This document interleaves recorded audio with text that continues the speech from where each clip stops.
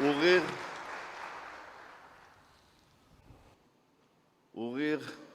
10 տարի առաջ այս օրերին պատերազմ էր, որը տևեց ընդամենը 4 օր և բոլորիս հիշողության մեջ մնաց որպես քառօրյա պատերազմ։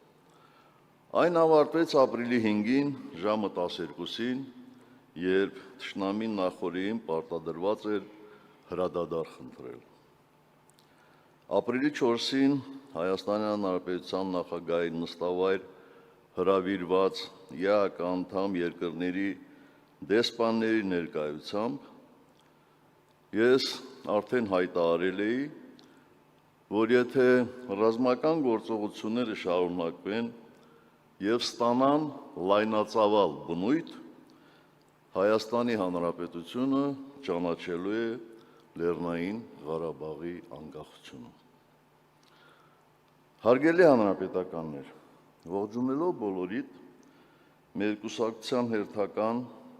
18-րդ համագումարում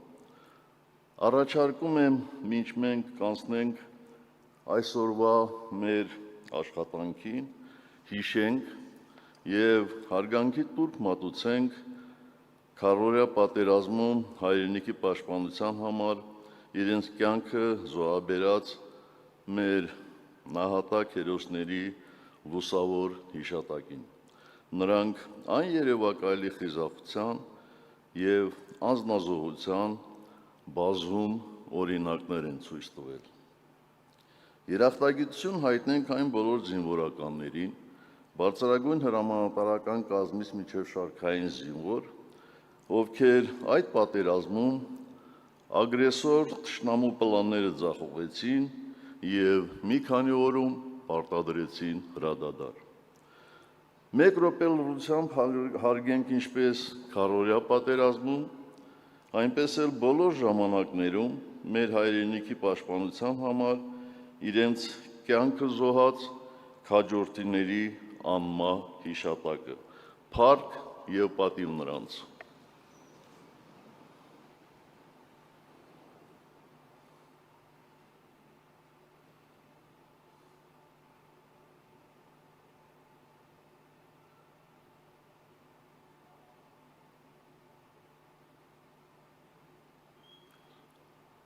Շնորհակալ եմ։ 2016 թվականի ապրիլյան պատերազմի արդյունքները մեր բանակի ուժի, դիվանագիտական արդյունավետ աշխատանքի,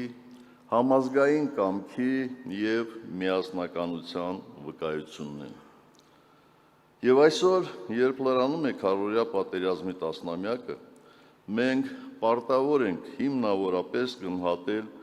այդ օրերի իրադարձությունները, դրանց ազդեցությունը բանակցային գործընթացի վրա և մեր երկրի ներքաղաքական կյանքում։ Ակնհայտ է, որ լայնամասշտաբ ռազմական գործողություններ սկսած հակառակորդի նպատակները ձախողվեցին, որովհետև նա չկարողացավ ոչ միայն կոտրել մեր պաշտպանական առաջնագիծը, այլև մեր միասնականությունը, հավատը և արժանապատվությունը։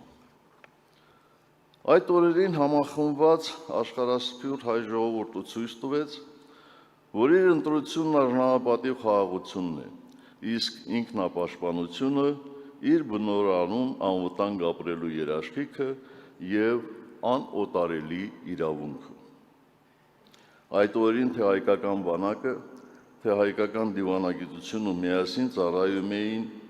երկու հայկական պետությունների և հայ ժողովրդի շահերին։ Բայց դրսից ֆինանսավորվող տարբեր կազմակերպություններ կարճ ժամանակ անց սկսեցին նպատակաուղղված հրյուրանքներ տարածել, իբր հայկական կողմը ունեցել է մեծաթիվ զոհեր, զինվորները ունեցել են զինամթերքի և սննդի պակաս, զինտեխնիկան ապահովված չի եղել դիզվառելիքով և տարատեսակ վարկաբեկիչ, անհիմն բամբասանքներ ու մեղադրանքներ հայկական բանակի վերաբերյալ։ 2018 թվականի իշխանազավթումից հետո բանակի միտումնավոր վարկաբեկման ու թուլացման ծրագրի շրջանակներում Հայաստանի կառավարիչները շարունակեցին տարաբնույթ և զազրելի շահարկումներ, բամբասանքներ ու հերյուրանքներ տարածել ապրիլյան քարոզիա պատերազմի մասին, հետո ազգային ժողովում ստեղծեցին քննիչ հանձնաժողով և ստիպված եղան համակերպվել այն իրողության հետ, որ այդ ամենը սուտ էր, կեղծիք, թույն ու զազրախոսություն։ Իրական էին մեր տղաների սխրանքները, մեր հաղթանակը և մեր միասնությունը։ Այդ օրերին ժողովուրդը մեկ ամբողջություն էր, պետությունն իր բանակով, հայրենիքի պողպատե վահան։ Պայքարի օրեր էին, արժանապատվության օրեր, միասնության, հերոսությունների ու ճակատագրական օրեր։ Դրա մասին ես հանգամանորեն խոսել եմ և քննիչ հանձնաժողովում, և իմ առաջին մամուլի ասուլիսի ժամանակ։ Իդեպ, այսօր ցանկանում եմ կրկին անդրադառնալ պարբերական քարոզչական դաշտ նետվող այն թեզին, թե ինչու նախկինում Արցախի անկախությունը չճանաչեցիք։ Անշուշտ հիշում եք, 2008 թվականին օգտվելով ներհայաստանյան քաղաքական խժդժություններից Ադրբեջանը ձեռնարկեց դիվանագիտական հարձակում և ՄԱԿ-ի գլխավոր ասամբլեայում հասկացրեց մադրիդյան սկզբունքներին հակասող բանաձև։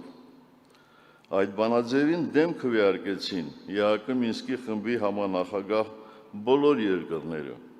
այն չստացավ նաև Եվրոպական միության անդամ երկրների աջակցությունը։ Եվ այդ ժամանակ մենք Մինսկի խմբի համանախագահ երկրներին փոխանցեցինք, որ Հայաստանը երկու դեպքում կճանաչի Արցախի հանրապետության անկախությունը։ Առաջին, եթե լինի երկարատև լայնածավալ պատերազմ, և երկրորդ, եթե Մինսկի խմբի համանախագահները չսաստեն ադրբեջանական դիվանագիտական ոտնձգությունները Արցախի հարցի լուծումը տեղափոխելու այլ, այդ թվում ՄԱԿ-ի գլխավոր ասամբլեայի հարթակ։ Երբ Հայաստանի կառավարիչներն են շահարկում այս հարցը, ապա արձագանքս շատ պարզ է։ Արցախի ճանաչումը այս երկու առիթներից դուրս ինքնին կբերեր միջազգային հանրությունից Հայաստանի մեկուսացմանը և լայնածավալ պատերազմի։ Նախկինների օրոք լայնածավալ պատերազմ չի եղել։ Չի եղել մեր մարտունակ բանակի և մեր դիվանագիտական արդյունավետ աշխատանքի շնորհիվ, հետևաբար բանակցային գործընթացը հարվածի տակ չի դրվել։ Սրանց օրոք 2020-ի պատերազմը ցավոք արդեն լայնածավալ մասշտաբեր ընդունել, աղետալի հետևանքներ ուներ և չկանգնեցվեց մի վախկոտ պոպուլիստի պատճառով ու ձգվեց 44 օր, ինչ եթե իրեն դավաճան չասեն։ Հարց եմ տալիս, եթե այս բոլոր գործոնները կային, լայնածավալ և